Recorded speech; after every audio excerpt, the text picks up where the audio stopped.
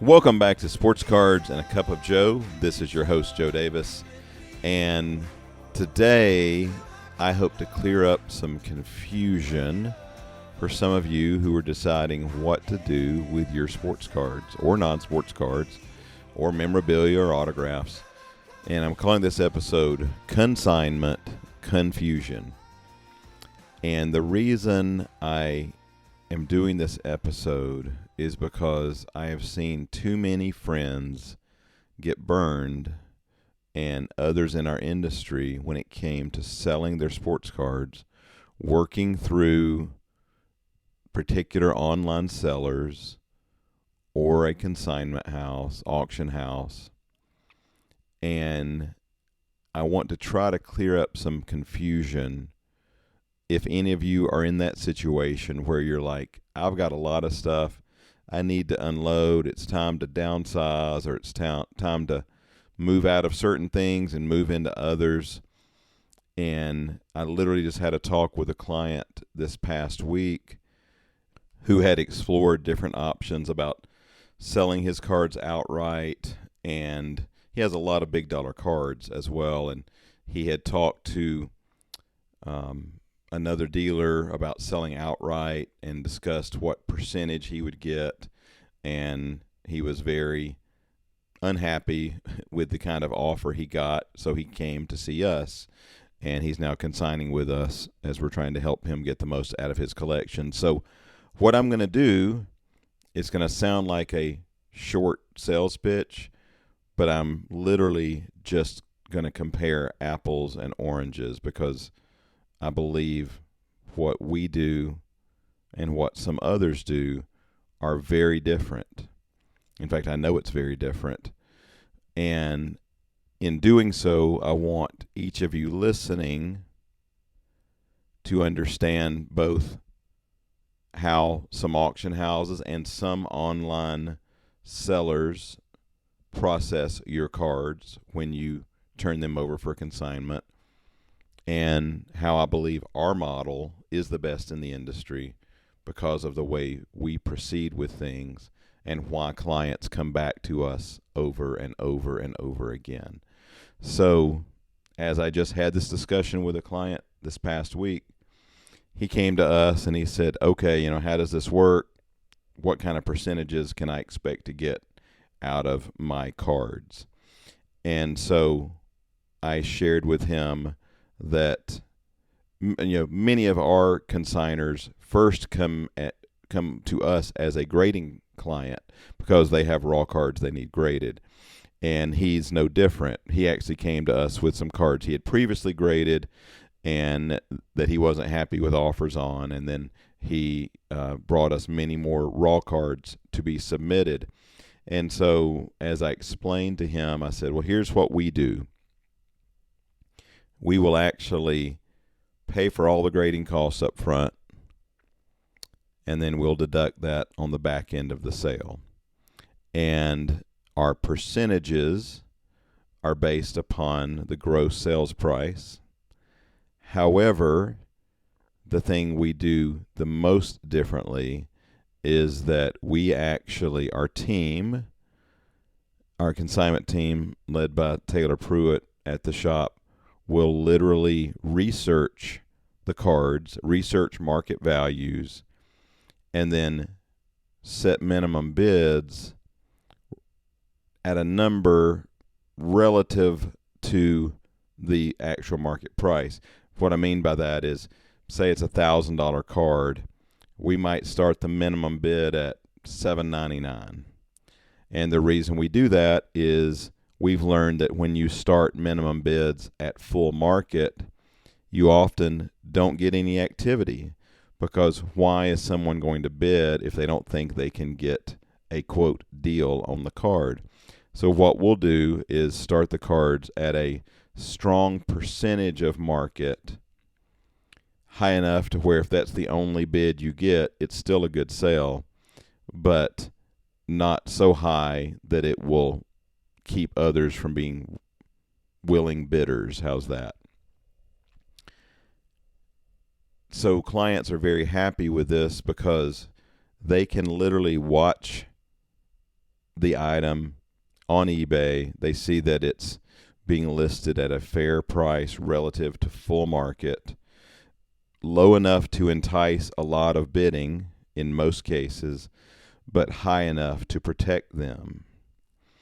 The horror stories I have heard over the years from some other online sellers who promote a big consignment business, and I'm not going to name them, but they're not hard to find, is most of the others, they will promote heavily discounted rates, but what they won't tell you is that they're going to start your items, or maybe they will tell you, but what you may not realize is how much it puts your cards in danger, is that they're going to start your items at like 99 cents, whether it's a $10 card or a $10,000 card. And if it happens to be a bad night on eBay, oh well, hey, your card got sold.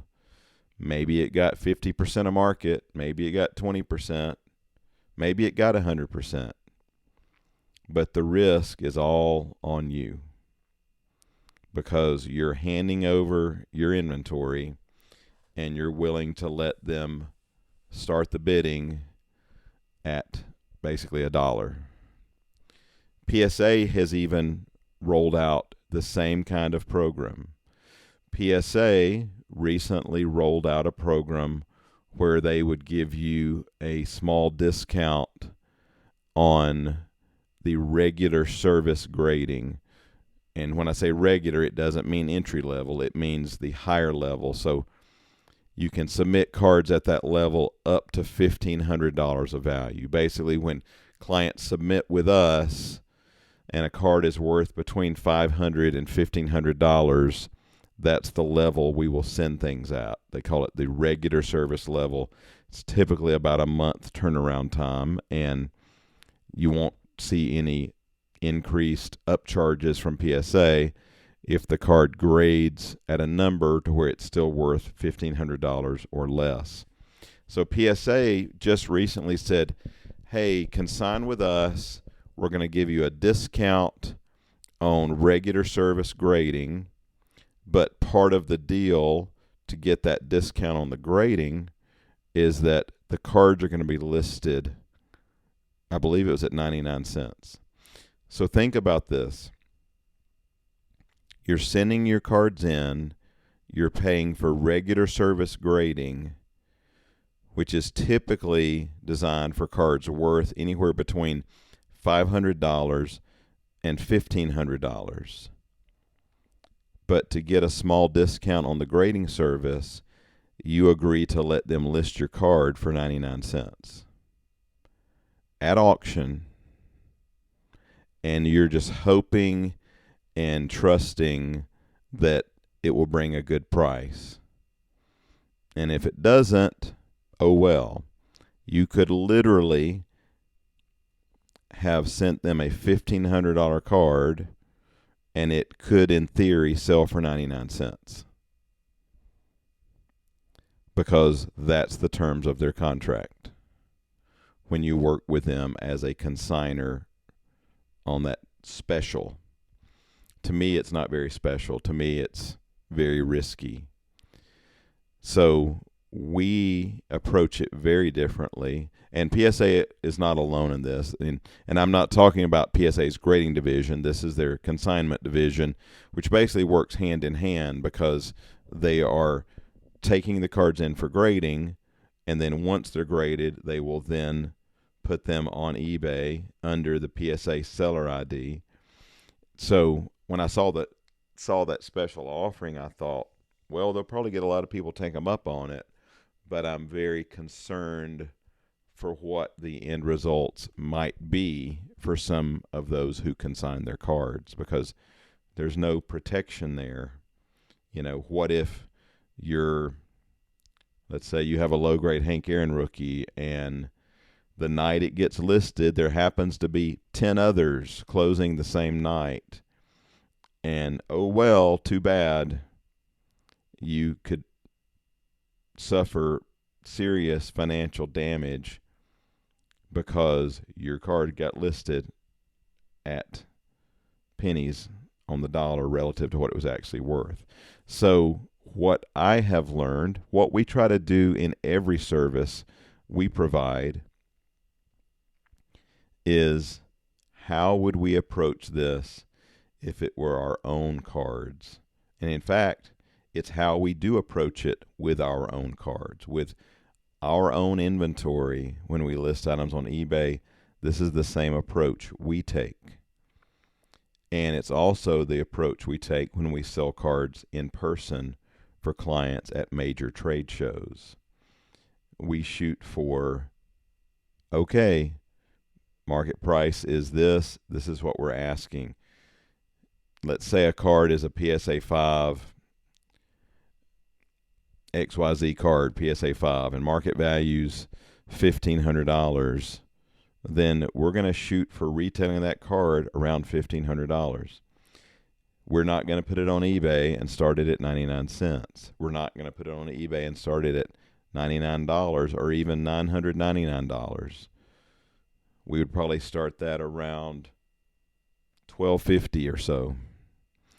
And hopefully it gets bids all the way up to $1,500 or above that. We recently sold a Willie Mays rookie 51 Bowman PSA 4 for $8,500, which was $600, nearly $600 over the last eBay sale. And it was a person-to-person sale to one of our clients. And so the consigner got the benefit of us making sure we got the most out of that card for them. And the buyer got a really, really nice Willie Mays rookie. It was a beautiful PSA 4, which is why they were willing to pay a little over recent market. It's stunning.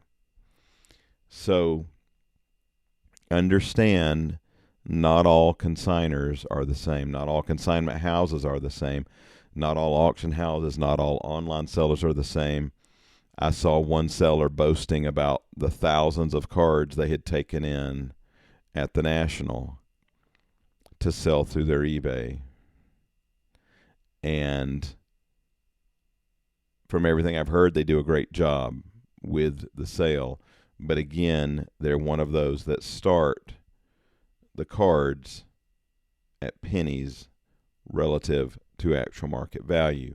So these are some things to be very aware of. Don't go in blindsided. Don't go in blind not knowing how your cards are going to be handled. I have a local customer who came to me and consigned us a number of cards, and he said, I used to use, and he said the name of another competitor of ours, and he said, I got absolutely crushed because they started everything at 99 cents. And he said they also misplaced some of his cards for weeks, and they didn't even know where they were or when they would get listed because they are handling so much volume that they just couldn't keep up with it all. And then another client told me the exact same story about the exact same online seller, that he didn't know when his cards were going to get listed. They didn't ever get back to him. They wouldn't answer his emails. They don't answer the phone, etc., etc. So be very careful. If you don't choose to use us for your consignments in the future, that's okay. My job is to help educate, inform. I want to help each of you. When the time comes that you want to sell your cards, maybe you're going to sell them yourself. We offer rates that are very competitive and include all the labor. You get expert labor from us. You get our name behind all your listings and the countless thousands of followers we have both on our email list and on eBay and our retail clients, etc. So what I'm trying to prevent is any of you having a horror story to come back to me with and say, I should have listened, Joe. My man on Rookie, yep, they listed it for 99 cents. Or my 52 Jackie Robinson, yeah, they listed it at 99 cents. And eBay server went down that night for a little bit, and people couldn't bid, and it went for 40% under market. I'm just throwing things out there because odd things do happen, and it's very risky to me. I would never take cards out of my personal collection if I ever choose to sell them and hand them over to anyone who's going to list them at 99 cents and hope for the best. But to understand their side of the story, their argument, the auction houses and the online sellers who will tell you that's the way to go, they'll show you examples where they started something at that and it brought a great price. They'll say, well, this was a record price and we started it really cheap. Of course, they're going to have examples of that because it does happen. But outliers happen in life. Outliers happen in business. Outliers happen in sales. So for me and my business and our clients, our responsibility, our goal, our objective is to protect each and every seller. We had a BGS 9.5 Jordan rookie last year. And we listed it, and we listed it, and we listed it for months. And it didn't sell, it didn't sell. And then all of a sudden it sold right before Christmas for $45,000. And the client, the seller, was ecstatic. And it showed that perseverance and patience paid off. We kept listing it, we kept featuring it, we kept showing it to clients, and then finally the right buyer came along and we got our client a really good payday, even after our fees and even after, eBay fees and so forth. So don't get burned. Be very careful of handing your stuff off to an auction house that you're not familiar with, or an auction house you might be familiar with, but you don't know what terms they're going to be, what the rules of the game are. How's that? Make sure you know the rules of the game as to how they want to handle your merchandise, because it is your stuff. And so if you want an expert team to help you with selling your collection, whether it be one card, whether it be an entire warehouse, we've been there, done that. Yes, I've bought out entire warehouses of stuff and worked with clients on huge, huge six-figure collections. So we will be happy to help you as well. But like I said, regardless of ever using us for any of this, I just don't want you to get burned. And understand there can be great risk when you hand your cards over to online sellers who want to start everything at ridiculously low starting bids. That can happen with online sellers. That can happen with auction houses. Now, I will give you some other advice. Some of those same online sellers especially, you can get some deals from them. Why? Because they start the cards so affordably. I've bought from probably all of them multiple times because they start the cards so cheap. Sometimes they sell really affordably, and as a buyer, I can buy those cards, get them shipped in, and then I put them on my own eBay at appropriate pricing and make a profit. So there's definitely opportunities for you, maybe as a buyer with some of these auction houses. So just be very careful if you become a consigner with them. Don't misunderstand.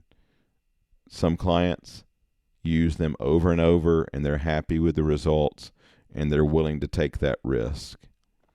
For me, I like to protect my interests. I like to protect the resale price of cards I own or cards that are consigned to us, because our objective is to always look out for the best interest of every consigner and for every grader, which is why we work with thousands of clients in getting cards graded and then sold and so forth. So we love being, I believe, the best service provider in the industry. We love having that kind of reputation that we look out for our clients. So today, like I said, whether you ever work with us or not in any of the above ways I've discussed, I hope you understand I'm trying to look out for you, to protect you, to make sure you don't get burned, to make sure you don't give your cards away unknowingly. So know that we're here to help. Know that every day we're offered collections.